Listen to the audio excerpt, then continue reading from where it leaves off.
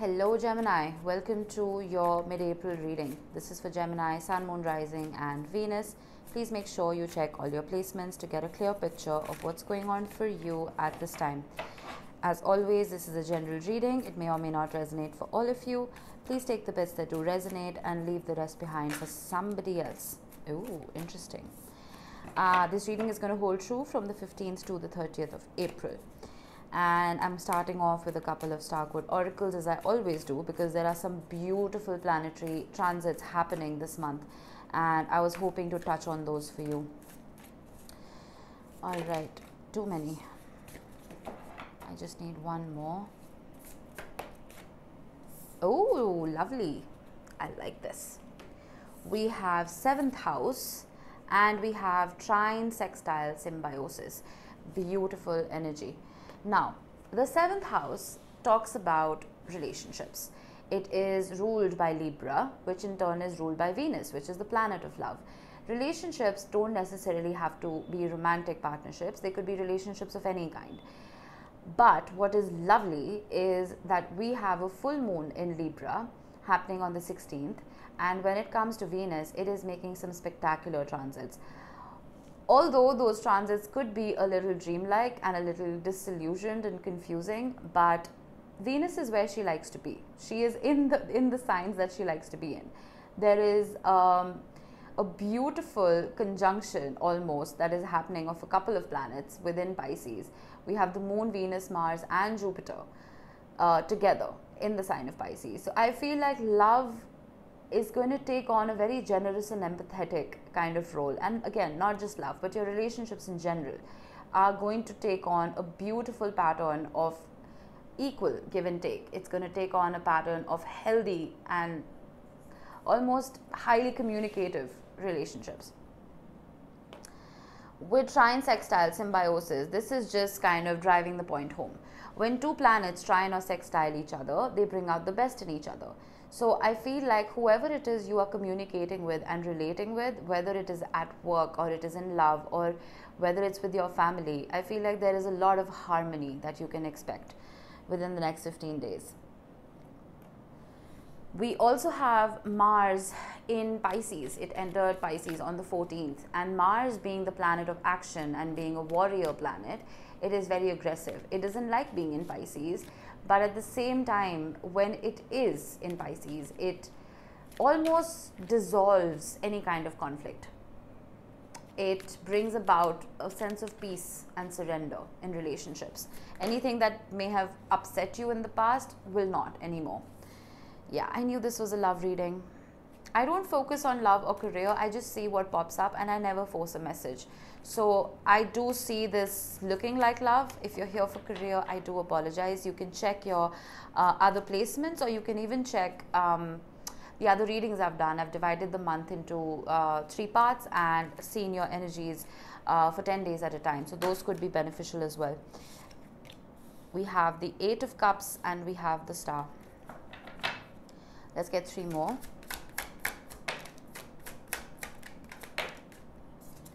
The 8 of Wands has been showing up a lot. Mercury is entering your sign on the 29th, end of the month. So that could mean something. You could be traveling. There could be a lot of communication around you. Okay, I feel now with the Lovers card and the 9 of Pentacles right under it, you may have... Now, see, the 9 of Pentacles has been modernized into being the card of being single. I beg to disagree. The 9 of Pentacles is simply a card of being independent, emotionally as well as financially. And one needs to be independent within a relationship to keep it healthy and away from codependency. I feel in the past, with this mountain lion representing obstacles, you've been through a whole lot. You've overcome a lot of difficulties and obstacles when it comes to love, and you're finally in a place of rest. Some of you may have finally found somebody who almost knows how to keep your heart safe, if that makes sense, no matter how cliched that sounds. With the 8 of Cups though, you are walking away from something. I will have to bridge these cards. And with the Page of Cups, there is almost an initiation, a beginner's energy of starting something either fresh or again. With the Star card, there is healing. Some of you may be going on a meditative or spiritual retreat. Some of you may be just traveling to clear your head. Some of you may be on medical leave even and wanting to make the most of it. It is possible. Let's see. We have the 7 of Pentacles. I feel like you are being very careful about the relationships you are investing in. And again, the 7 of Pentacles in this particular deck is giving me very similar vibes as the 9 of Pentacles. Normally, the 7 of Pentacles is a card of investing wisely and then reaping your harvest. In this particular card, though, this family of badgers is sitting pretty. They've done the hard work. They're ready to hibernate. They've got their pentacles. They're all set. So I'm almost getting this energy of finally knowing who your person for life is for some of you.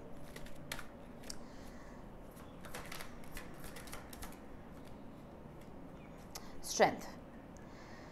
Why is this here? That's strange.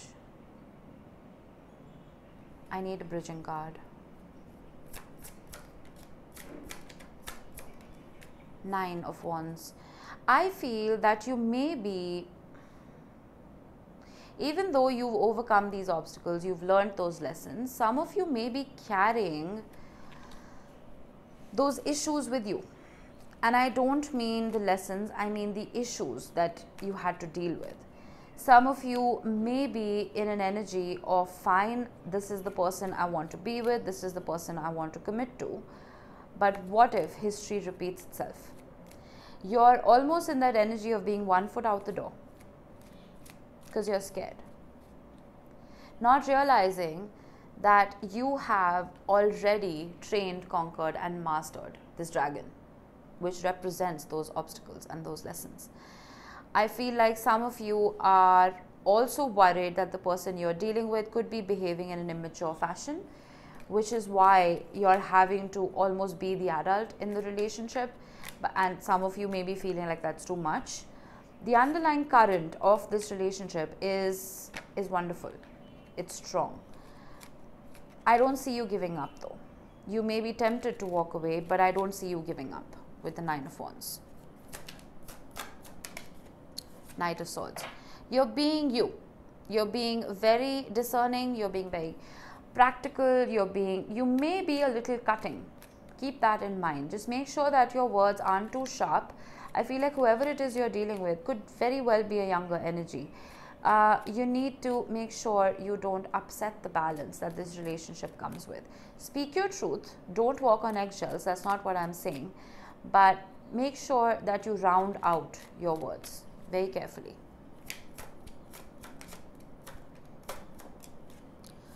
Two of Wands. This card has been showing up a lot. And I hate repeating myself, but I feel like you guys need to get out of your comfort zones. Some of you may be stuck in whichever city you're living in, and some of you may want to explore. I feel like it is the right time for you to do so. What isn't serving you, whichever mindset and philosophy even isn't serving you, get out of that and embrace this mercurial energy of movement. I feel like the universe has your back with the Star card. 5 of Swords. There is no shortcut here. Some of you may be in an energy of wanting to just escape it all.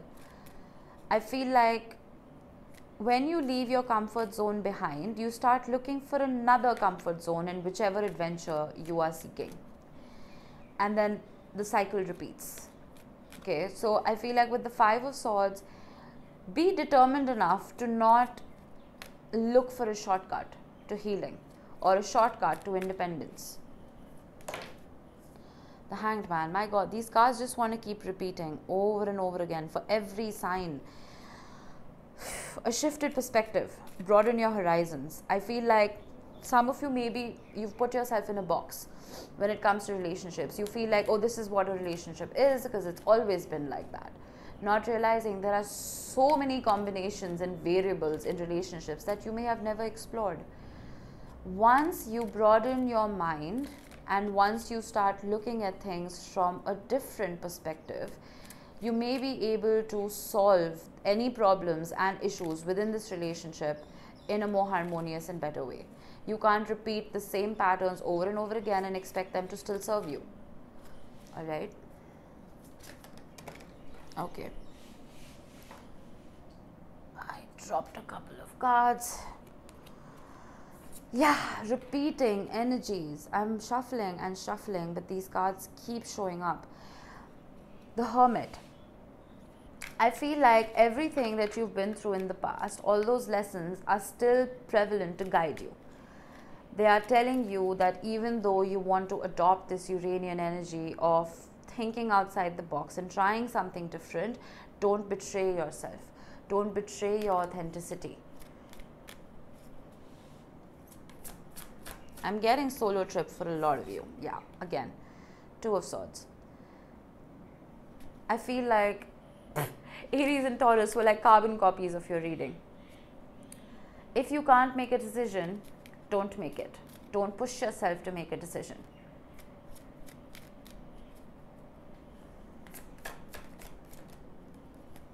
Ace of Wands. There will be a creative spark. There will be a passionate boost of energy that may help you get out of this funk, whatever this is. This could come about as a conversation. It could come about as an idea. But we do have Mercury conjuncting Uranus on the 17th, which is going to bring about unexpected news for us. I feel like if things were stagnant in your relationship, there will be almost this firework that comes about to shake things up for you in a good way. And it's going to be very unexpected. It's possible that the person you're dealing with may have been in this hermit mode. Maybe it's not you.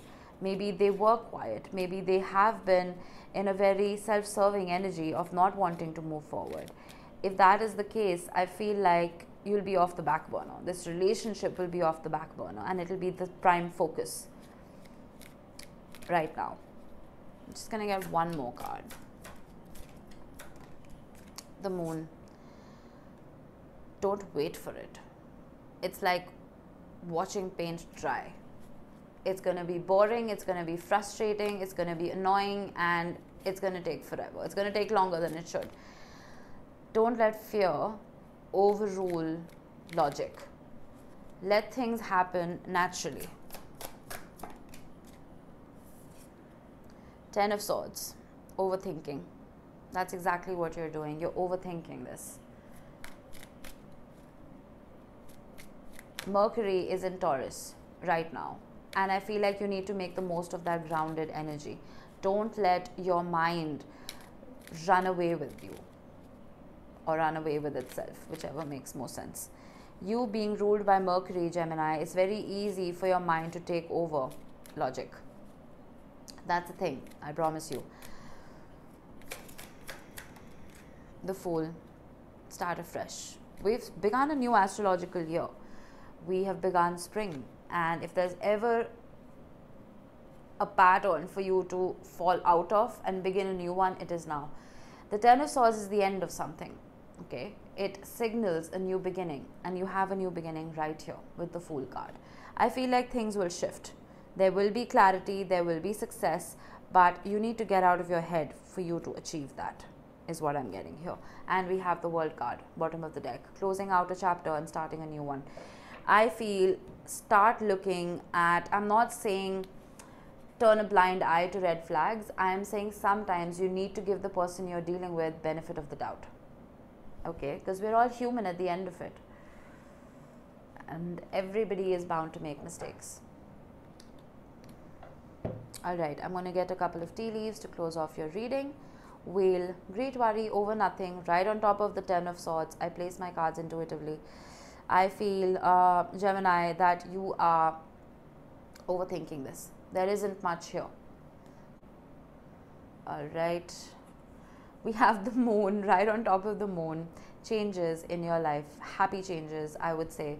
Because like I told you, with Mercury conjuncting Uranus, things are shifting. And I would embrace them. I would embrace those shifts. Also, on the 26th, we have the Moon in Pisces joining Venus, Mars and Jupiter. That's a lot of planets in Pisces. I'm guided to tell you this because it's a spectacular time. It's a spectacular day to manifest what it is that you're desiring. And then we have Barrel. This guy has been showing up a lot. You feel something is lacking in your life, perhaps love, money, or goals. Again, this card isn't here to tell you that something is actually lacking in your life. It is telling you that you feel something is lacking in your life. And I feel like, great worry over nothing. You haven't lost anything here. It may be transforming for the better, and that is what is putting you in your head. But you need to relax. Alright, Gemini? That was your reading. I hope it helped you guys. I will see you in the next one. Bye-bye.